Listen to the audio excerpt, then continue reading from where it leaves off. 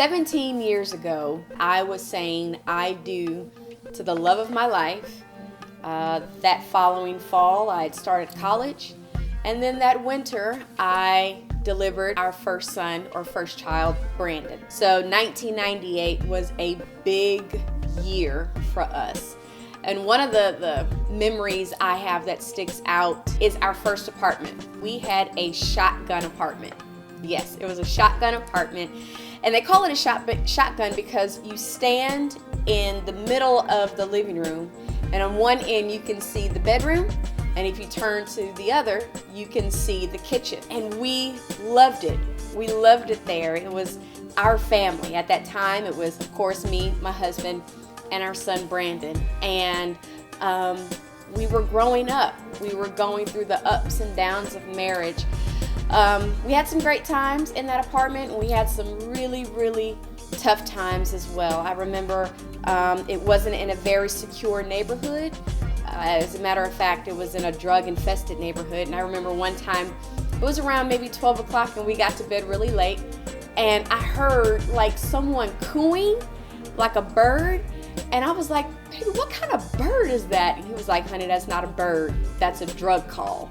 We also, unfortunately, it was rats in the building. I mean, the wood floor was old wood floor. The way we kind of stayed cool was through an AC unit that was spit out water on our faces at night in the humidity of St. Louis. We didn't have much money, so sometimes we had to call on our parents, or sometimes we had to wait on certain things.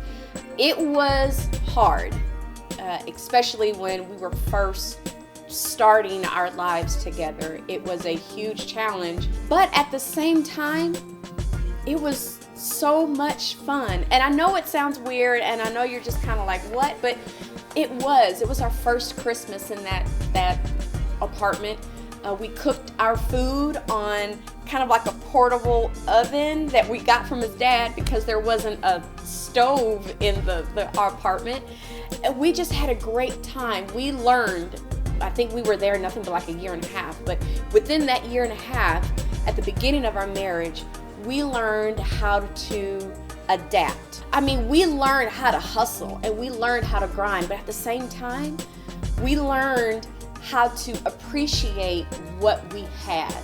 You know, we didn't have a fancy car, we didn't have a huge house, we didn't have a huge budget.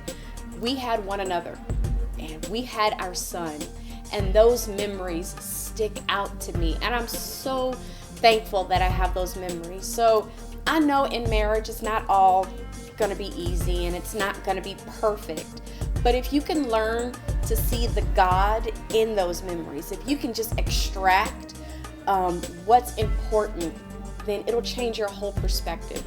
It'll change how you clean the house. It'll change how you take care of what God has given to you. So I just wanted to leave you with that. Learn how to see the good. Learn how to extract the memories out of your lack, because there is something there that God wants you to have and cherish.